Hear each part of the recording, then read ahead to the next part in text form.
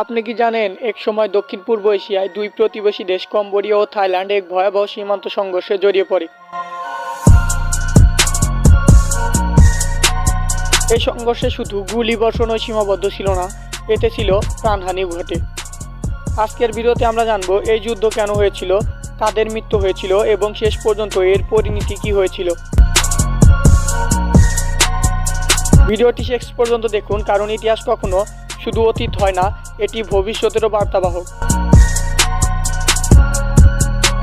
Cambodia ও Thailand এ দুটি দেশ দক্ষিণ পূর্ব এশিয়ার গুরুত্বপূর্ণ রাষ্ট্র। তাদের মধ্যে দীর্ঘদিন ধরে সীমান্ত নিয়ে বিরোধ ছিল, কিন্তু এই দ্বন্দ্বে চরমে ওঠে একটি প্রাচীন মন্দিরকে কেন্দ্র করে, যার নাম প্রি ফিয়ার টেম্পল।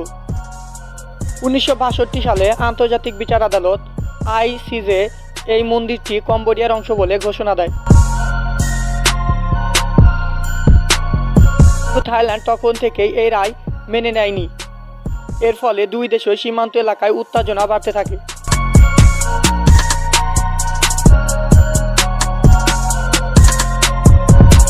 দুই সালে ইউনেস্কো প্রভাভিওর মন্দিরটিকে বিশ্ব ঐতিহ্য হিসেবে স্বীকৃতি দেয়।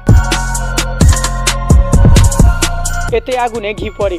থাইল্যান্ড সরকার এই সিদ্ধান্তের প্রতিবাদ করে। 2008 থেকে 2011 সালের মধ্যে কমপক্ষে 4 বার সংঘর্ষ ঘটে। উভয় দেশ সীমান্তে সেনাবাহিনী মোতায়েন করে, ট্যাঙ্ক ও ভারী অস্ত্র ব্যবহার করে। 2011 সালের ফেব্রুয়ারিতে যুদ্ধ তীব্র আকার ধারণ করে। দুই পক্ষের গোলাবর্ষণ, কমপক্ষে 10 জনের মৃত্যু হয় এবং শতাধিক মানুষ আহত হয়। হাজার হাজার বেসামরিক মানুষ ঘরবাড়ি ছেড়ে পালিয়ে যায়। এই সংঘর্ষে আন্তর্জাতিক মহলে নজরে আসে। জাতিসংঘ, আসিয়ান ও আন্তর্জাতিক বিচার আদালত উভয় দেশকে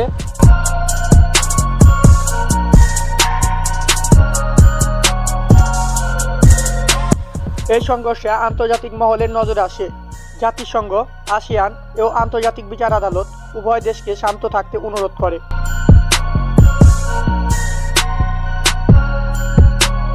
আসিয়ান একাধিকবার বৈঠকে ডাকে এবং উভয় পক্ষকে আলোচনায় বসার আহ্বান জানায়।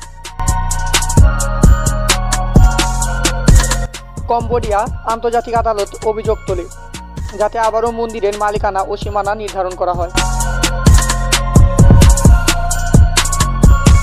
2011 সালের জুলাইয়ে ICJ একটি প্রাথমিক আদেশ দেয়, যাতে বলা হয় দুই দেশকেই মন্দির এলাকা থেকে সেনা প্রত্যাহার করতে হবে।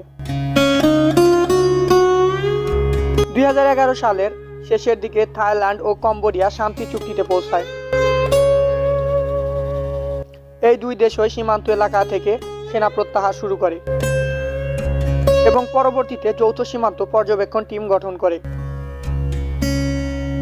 2013 সালে ICJ চূড়ান্ত রায় দেয় প্রহা ভিহার মন্দির এবং আশেপাশের এলাকাগুলো কম্বোডিয়ার অংশ। থাইল্যান্ড এই রায় মেনে নেয় এবং এরপর থেকে এই দুই অঞ্চলে শান্তি ফিরে আসে। কম্বোডিয়া ও থাইল্যান্ড সীমান্তে সংঘর্ষ আমাদের মনে করিয়ে দেয়, ইতিহাস ও সংস্কৃতি যদি কূটনীতির মাধ্যমে না সমাধান করা যায়, তবে তা ভয়ঙ্কর রূপ নিতে পারে। আজকের পৃথিবী যুদ্ধের নয়, শান্তি ও পারস্পরিক সম্মানের। আসুন আমরা ইতিহাস থেকে শিক্ষা নিই এবং যুদ্ধ নয়, শান্তিতে এগিয়ে আসি। ভিডিওটি ভালো লাগলে লাইক দিবেন, কমেন্ট করবেন এবং আমাদের চ্যানেলটি সাবস্ক্রাইব করতে ভুলবেন না।